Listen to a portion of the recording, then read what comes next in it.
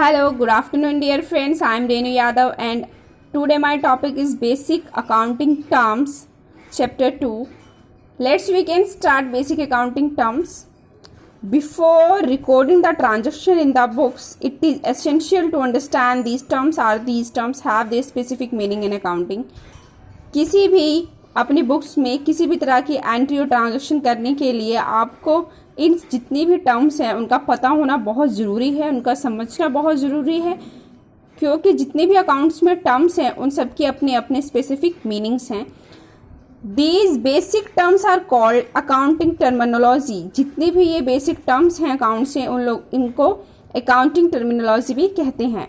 Entity क्या है? An entity और बिजनेस एंटिटी. ऐसी कोई भी एंटिटी को स्वामित्व भी बोला जाता है. एक ऐसी एंटिटी और business entity mean an economic unit which is formed by earning income by providing service और सेलिंग गुड्स.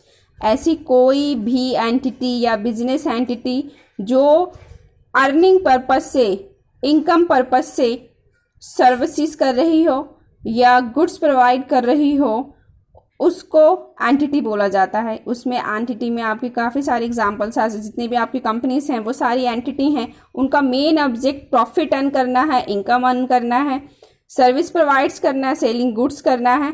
तो वो सारी क्या हुई हमारी entity, like Wipro, LG, Maruti Suzuki etcetera.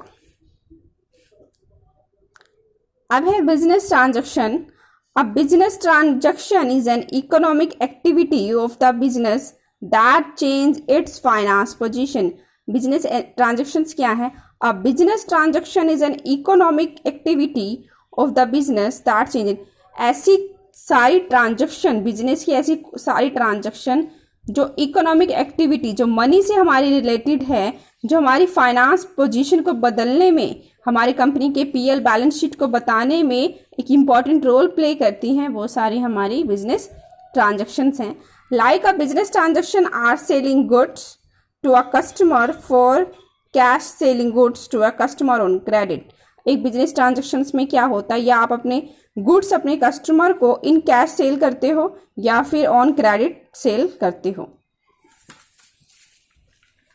Next is event. Event क्या है आपके पास? इवेंट को बोला जाता है घटनाएं जितनी भी हैं आपकी. An event is the consequences और रिजल्ट ऑफ ए ट्रांजैक्शन. आपका इवेंट आपकी ट्रांजैक्शन का एक रिजल्ट है. Like a closing stock, example में प्रॉफिट एंड लॉस.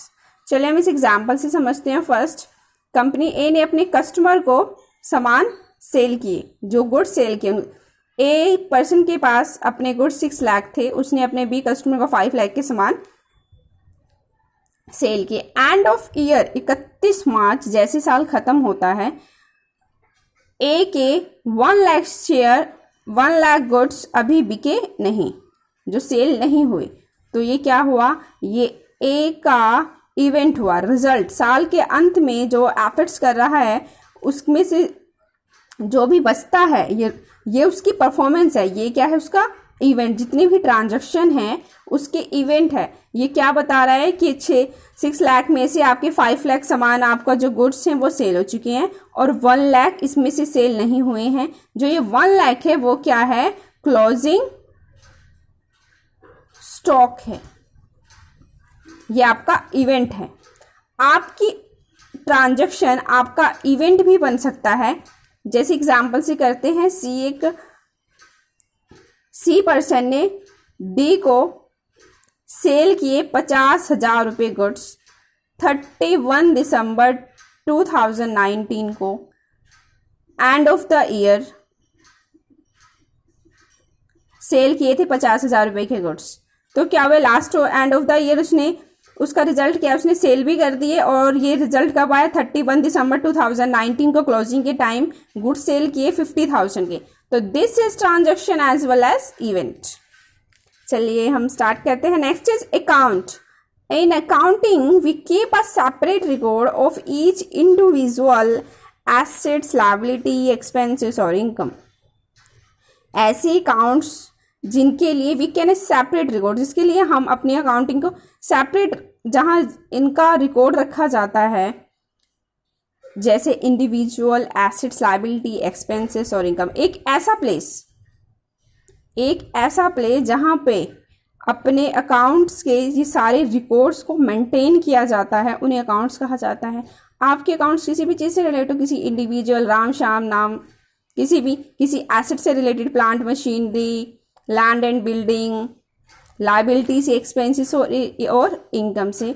एक ऐसा प्लेस जहाँ पर हम सारे अपने रिकॉर्ड्स रखते हैं सेम नेचर वाले, उन्हें ही अकाउंट कहते हैं। एग्जाम्पल क्या हुआ आपका? The account of machinery, the account of salary. Next is capital. Capital किससे कहते हैं? It refers to the amount invested by the proprietor in a business enterprise. Capital क्या है? किसी भी प्रोप्राइटर द्वारा अपने बिजनेस में पैसा लगाना कैपिटल कहलाता है। Capital is the amount with the help of which goods and assets are purchase in the business.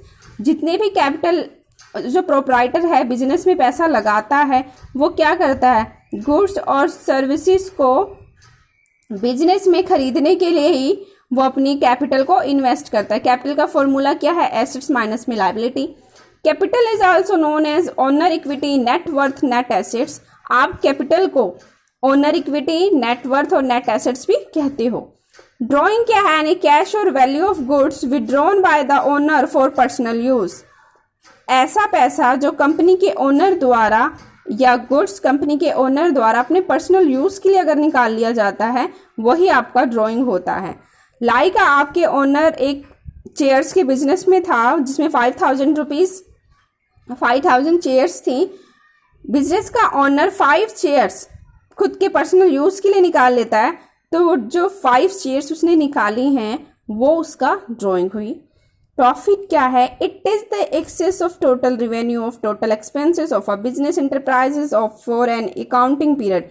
एक अकाउंटिंग पीरियड में एंड ऑफ ईयर किसी भी कंपनी का उसके रिवेन्यू का, उसकी आय का, उसके खर्चों से ज़्यादा होना, कोई भी रिवेन्यू का उसके टोटल खर्चों से ज़्यादा होना प्रॉफिट कहलाता है। प्रॉफिट ऑलवेज इंक्रीज करता है हमारी इन्वेस्टमेंट के, ओनर के इन्वेस्टमेंट को। लाइक है मैंने एक बाइक ली 50,000 की और उसे सेल कर दिया 55,000 में, तो मुझे प्रॉफिट कितना हुआ? 5,000 का। चलिए next is liability.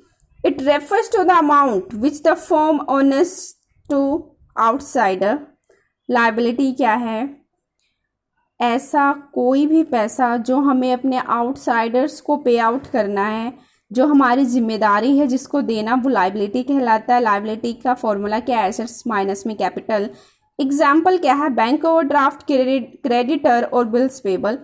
Liability 2 types की होती है, internal liability, external liability. Internal liability क्या है? All amount which a business entity has to pay to the owner. Internal liability जिसे हिंदी में बोला जाता है आंतरिक दायित्व, और एक्सटर्नल को बोला जाता है बाहरी दायित्व। ये एक रिस्पॉन्सिबिलिटी की तरह हुआ। इंटरनल लायबिलिटी वो लायबिलिटी जो बिजनेस की ओनर अपने स्वामियों को पे आउट करनी है, अपने एम्प्लॉयज़ को, अपने स्वामियों को, अपनी मैनेजमेंट को पे आउट करनी है, वो हमारी इंटरनल लायबिलिटी हुई। जो कंपनी के अंदर वाले लोगों को देनी है वो इंटरनल लायबिलिटी हुई, जो कंपनी के बाहर वाले लोगों को देनी है वो एक्सटर्नल लायबिलिटी हुई। All amount which a business entity has to pay to the outsider. जो कंपनी के ओनर को अपने बाहर वाले लोगों को देनी है वो एक्सटर्नल लायबिलिटी हुई, जिसमें गवर्नमेंट्स को टैक्स वगैरह जो पे किए जाते हैं वो सारे मेरी एक्सटर्नल लायबिलिटी में आते हैं। अब लायबिलिटी फर्दर 2 टाइप्स में डिवाइड की गई है, लॉन्ग टर्म और नॉन करंट लायबिलिटी। मीनिंग क्या है लॉन्ग टर्म लायबिलिटी का? ऐसी those liability which fall due for payment in a long period. ऐसी कोई भी लायबिलिटी जिसको लॉन्ग टाइम पीरियड में पे आउट किया जाए वो सारी लॉन्ग टर्म और नॉन करंट लायबिलिटी होती है। जैसे मैंने कोई लोन लिया 10 ईयर्स के लिए, 10 या 12 ईयर्स के लिए, तो मेरी लॉन्ग टर्म लायबिलिटी हुई, वो मुझे 10 या 12 ईयर्स में पे आउट करना है। Example long term loan. Current liability those liability which fall due for payment in near future. ऐसी कोई भी लायबिलिटी जो नियर फ्यूचर के लिए मुझे पे आउट करनी है वो करंट लायबिलिटी हुई। Like a short term loan, like मुझे 3 मंथ, 6 मंथ, 12 मंथ, इसमें ये कोई भी लाइबिलिटी पे आउट करनी है, किसी का पैसा देना है, तो वो सारी लाइबिलिटी मेरी करंट लाइबिलिटी हुई। नेक्स्ट इज एसेट्स, एनीथिंग, कुछ भी ऐसा which is in the position और the property of a business enterprise including the amount due to it from other, it is called an assets. ऐसी कोई भी चीज जो स्वामी के अधिकार में हो, बिजनेस एंटरप्राइजेस में यूज की जाती हो और बिजनेस को रन आउट करने के लिए भी काफी यूजफुल हो, वो सारी की सारी हमारी एसेट्स होती हैं। एसेट्स में हम stock, furniture, land, building, cash, bank, इन सबको हम एसेट्स में काउंट करते हैं। अब एसेट्स भी फर्दर 3 टाइप्स में काउंट की जाती है, non current assets, current asset, nominal assets. Non current assets क्या है? Tangible assets, intangible assets. Tangible assets क्या है? Tangible assets are those assets which can be seen and touched. ऐसी कोई भी एसेट जिसे आप टच कर सकते हो वो हमारी टेंजिबल एसेट्स हो।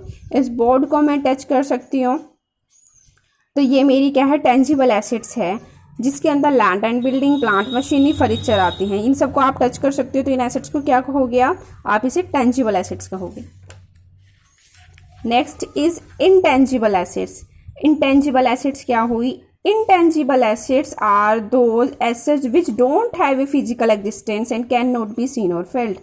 ऐसी कोई भी एसेट जिसे आप टच नहीं कर सकते, देख नहीं सकते, वो आपकी इंटेंजिबल एसेट्स हुई, जिसके अंदर आपका पेटेंट, आपका गुडविल, आपका कंप्यूटर सॉफ्टवेयर इंक्लूड होता है। करंट एसेट्स किन्हें कहते हैं? Current assets are those assets which are meant for sale और which the management would want to convert into cash within 1 year. Current assets वो assets हैं जिन्हें आप सेल कर सकती है आपकी मैनेजमेंट विद इन 1 ईयर के अंदर और अपनी वो एसेट्स को कन्वर्ट कर सकती है इनटू कैश में, उन्हें हम करंट एसेट्स कहते हैं। ऐसी कोई भी एसेट जिन्हें आपकी मैनेजमेंट 1 साल में अब मनी में कन्वर्ट कर सकती हैं, वो सारी एसेट्स आपकी करंट एसेट्स हुई। These assets also called short lived और एक्टिव एसेट्स। इन ऐसी जितनी भी एसेट्स होती हैं उन्हें शॉर्ट लिव्ड और एक्टिव एसेट्स भी कहते हैं। एग्जाम्पल के लिए आपके debtors bills receivable are also converted in a cash. इन सबको, आपके जितने भी डाटर्स हैं, BR हैं, इन सबको कैश में कन्वर्ट इजिली 1 ईयर में किया जा सकता है।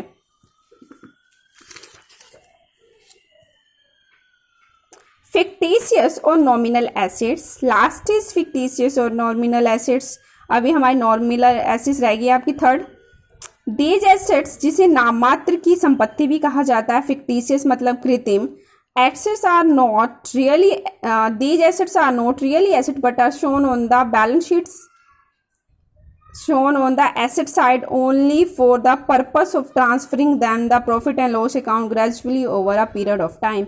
ऐसी एसेट्स जो हमारी नामात्र की एसेट्स होती हैं, जिन्हें बैलेंस शीट में एसेट्स टाइप्स में दिखाया जाता है साइड्स में, और रियलिटी में वो एसेट्स नहीं होती, इन्हें नामात्र की नॉमिनल एसेट्स कहा जाता है। अब है आपके पास रिवेन्यू एसेट। रिवेन्यू आपके पास आय हो गई, रिवेन्यू हुई आपके पास आय।